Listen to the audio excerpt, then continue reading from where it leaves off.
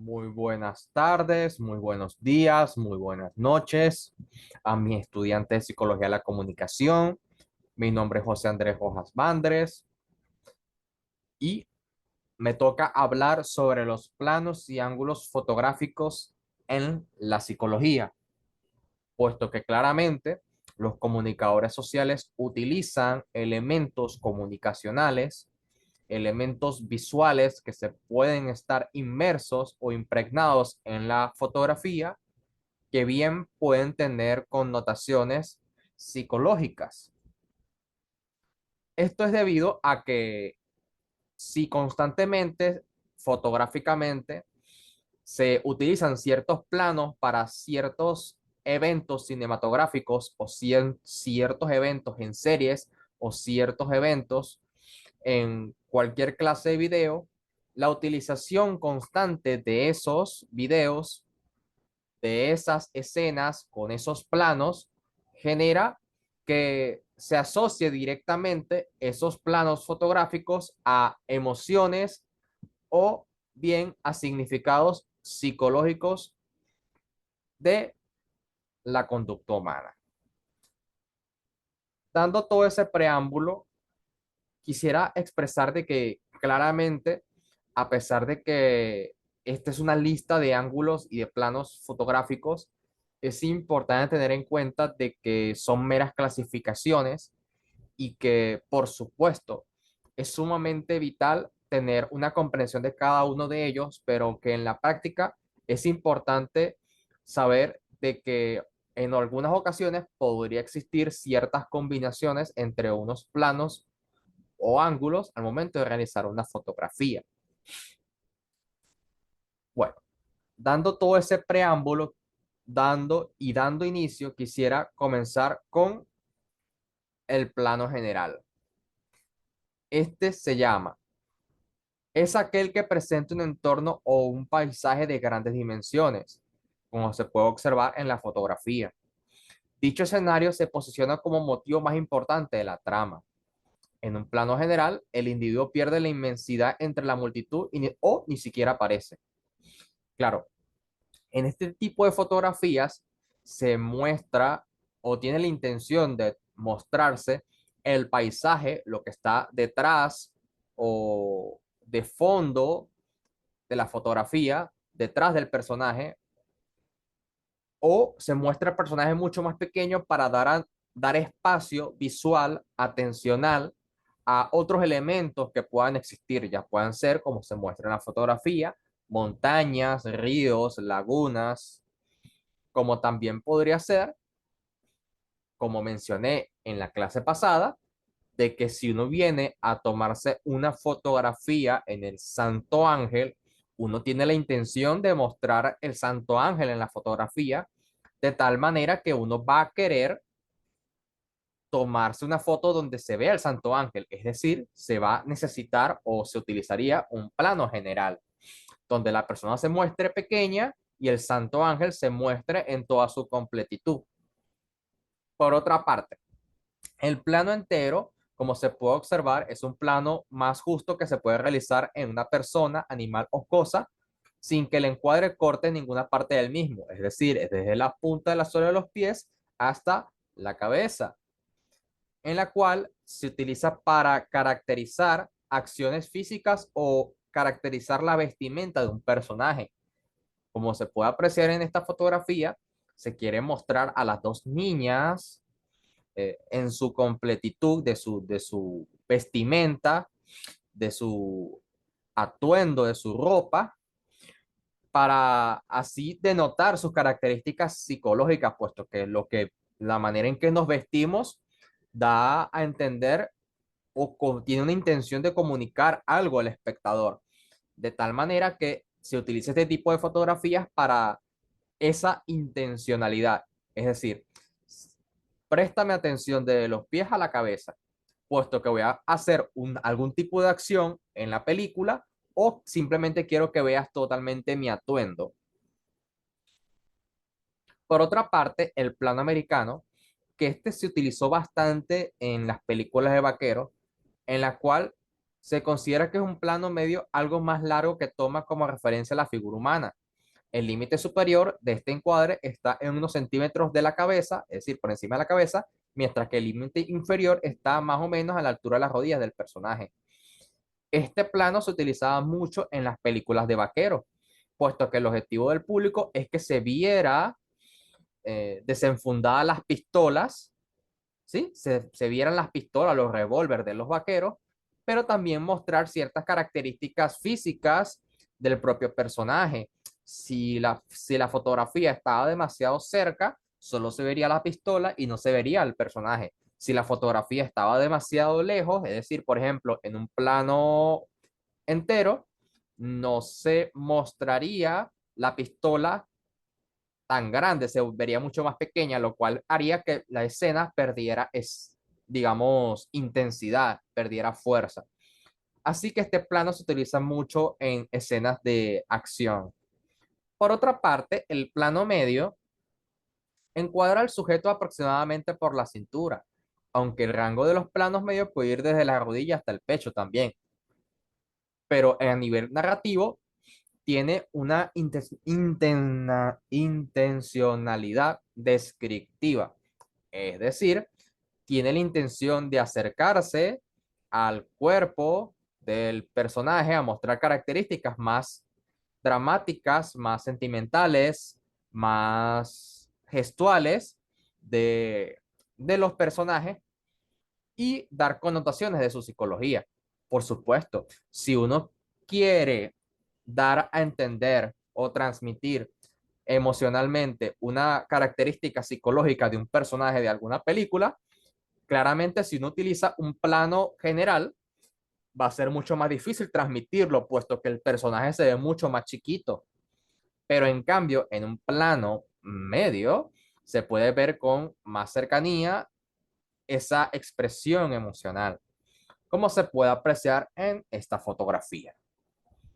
Por otra parte, el plano medio corto, en la cual capta el cuerpo desde la cabeza hasta la mitad del pecho, nos permite aislar una figura dentro de un recuadro y descontextualizarla en su entorno para concentrar en ella la misma atención. Es decir, como se puede observar en esta foto, que es más o menos como desde el pecho hasta la cabeza, son escenas o son planos en la fotografía que tienen la intención psicológica de transmitir una emoción o algún tipo de discurso, es decir, cuando se colocan estas escenas, el personaje va a decir algún tipo de discurso, va a hacer algún tipo de gesto, va a hacer algo que hay que prestarle atención al sujeto, puesto que si nos damos cuenta, en el fondo de la fotografía está desenfocada, está muy desenfocada y realmente no es el punto vital de nuestra atención, sino que se centra más en el personaje. Y yendo a un punto más extremo, se encuentra también el primer plano, en la cual es un encuadre central sobre una persona o un objeto, en la cual permite dar detalles sobre una parte o una escena, aunque no sobre la totalidad de la misma. ¿Qué quiere decir esto?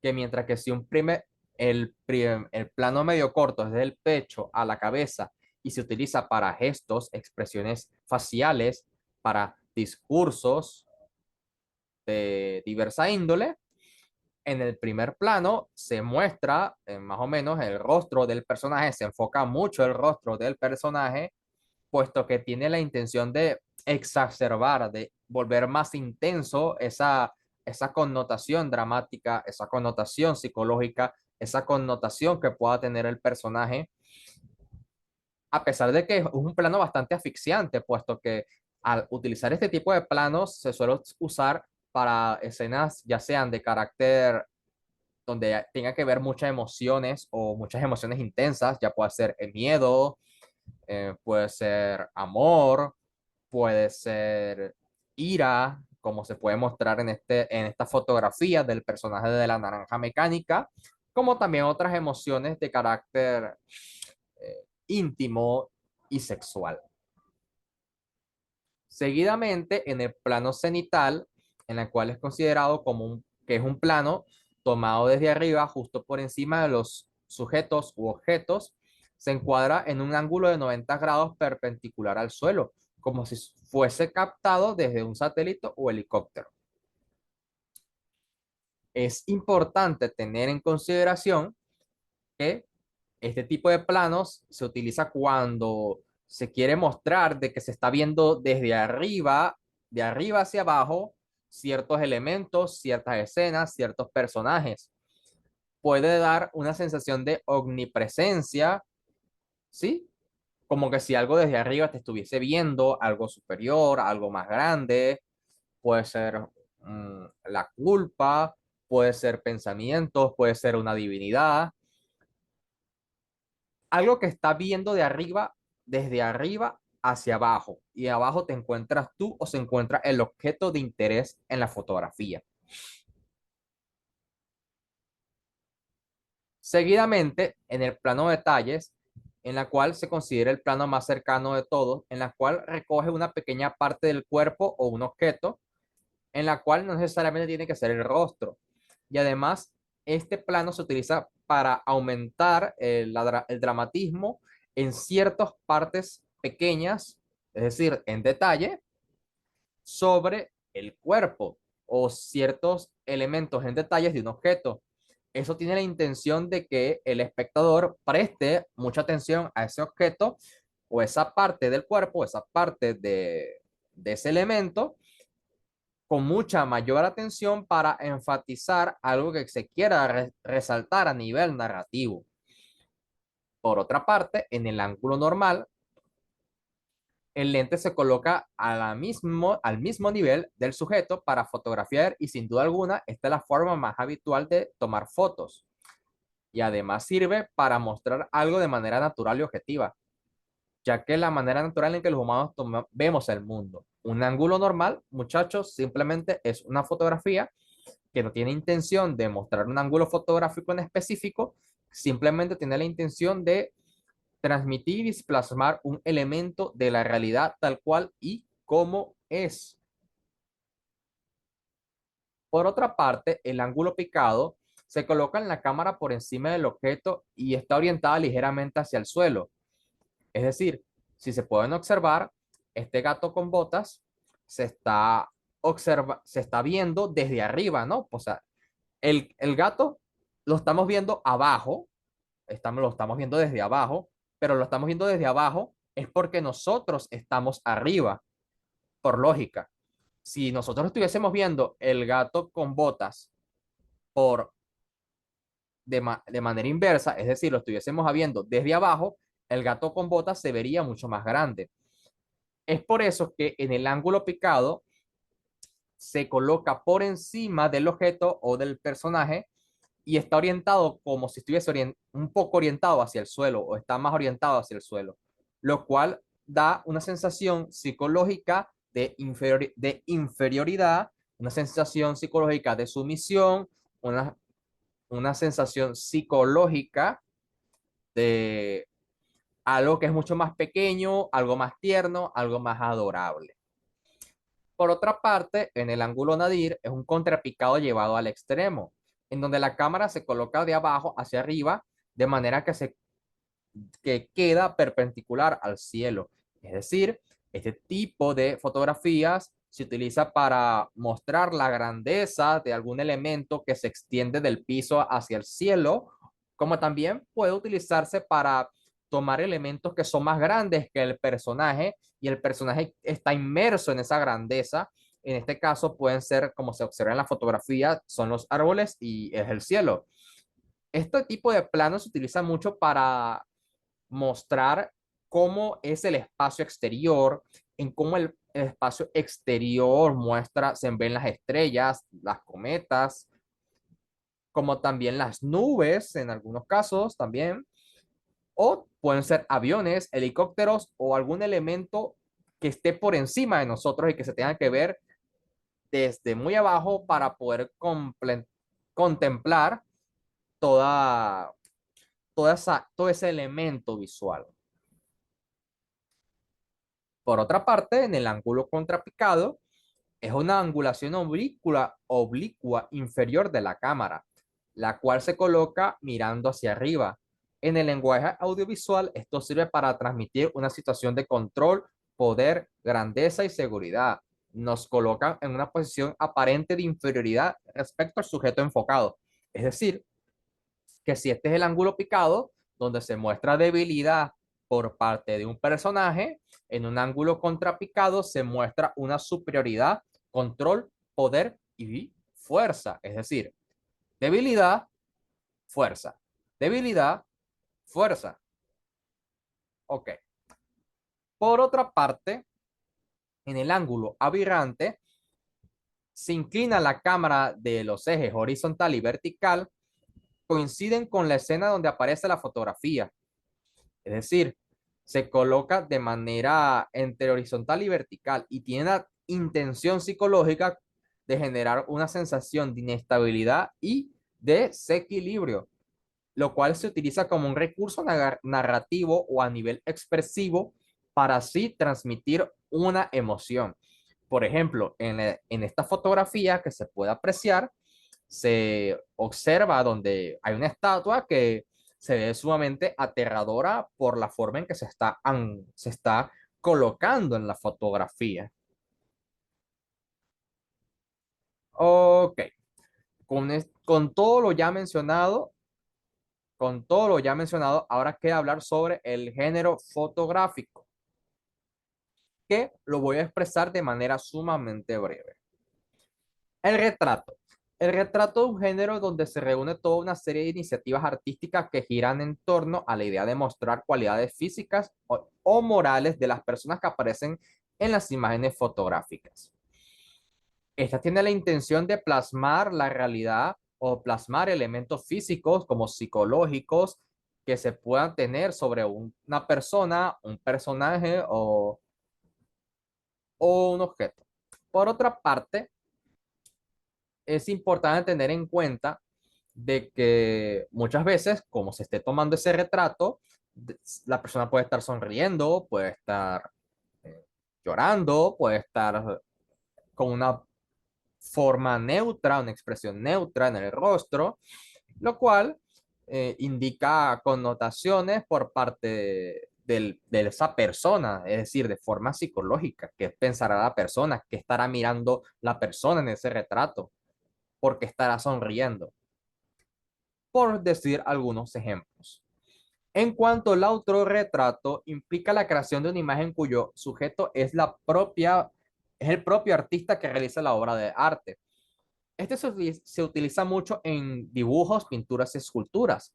Es decir, que mientras que el autorretrato se busca mostrar características físicas y morales de una persona, el autorretrato se utiliza para eso mismo, pero la diferencia es que el autorretrato lo hace el propio autor de la fotografía.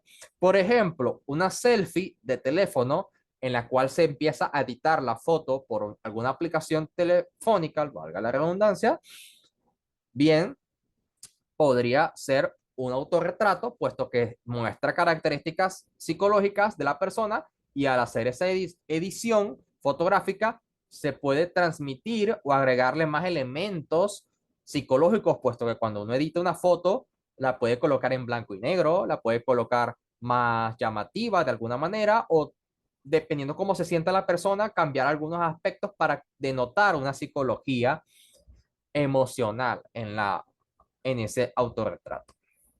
En cuanto a la fotografía artística, son este tipo de fotografías que son utilizadas para transmitir alguna idea o algún elemento comunicacional que se pueda asociar o interpretar como arte.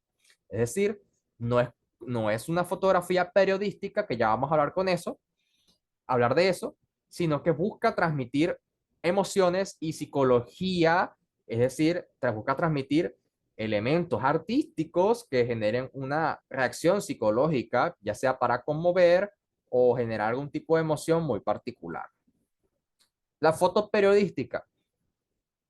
Esta fotografía consiste en mostrar los hechos tal cual es como aparecen en la historia. Es decir, si sucede una marcha, política, la intención de la foto periodística es retratar esa marcha, retratar ese suceso tal cual como está. Es una forma de testimonio del contexto o de la época y también se utiliza de forma de investigación para los periodistas. La fotografía publicitaria no me voy a extender mucho aquí, pero son ese tipo de fotografías que son utilizadas para hacer llamativo un producto, para hacer llamativo un servicio, con la finalidad de vender. Tan simple como eso. La fotografía documental consiste en esa parte de la fotografía, esa forma de hacer fotografía, que tiene la intención de registrar o informar sobre acontecimientos importantes de carácter histórico, en las cuales permiten relactar o conectar cada uno de los sucesos que pudo haber ocurrido en aquella época, en ese preciso momento. En este caso se puede observar los soldados de la SS que desfilan en los campos elíseos durante la ocupación alemana en París en 1940. Esta localidad. Por otra parte, la fotografía cinematográfica se utiliza con la finalidad de transmitir una narración cinematográfica. Es decir, son todas aquellas fotografías que hemos hablado anteriormente, pero utilizadas para hacer cine. ¿Ok? La fotografía espontánea es aquella fotografía que busca no que las personas estén posando, sino que busca tomar a las personas desprevenidas, distraídas, que no sean conscientes de que existe una cámara para así observar o para así generar, tomar una fotografía que muestre las cosas tal cuales como están en la vida. Es decir, si alguien se quiere sacar un moco y está en ese momento que se quiere sacar un moco y alguien te toma una fotografía, tú no sabías que te habían tomado esa fotografía, capaz no te guste que te hayan tomado esas fotografías, pero es una fotografía espontánea, puesto que forma parte de, de, esa, de ese elemento fotográfico, forma parte de esa clasificación fotográfica. Ok, con todo esto, ya lo ya mencionado, ya culminamos la clase de hoy o la parte de la clase de hoy. Por mi parte, me despido y les deseo muy buena suerte en la siguiente evaluación. Un abrazo muy grande y hasta luego.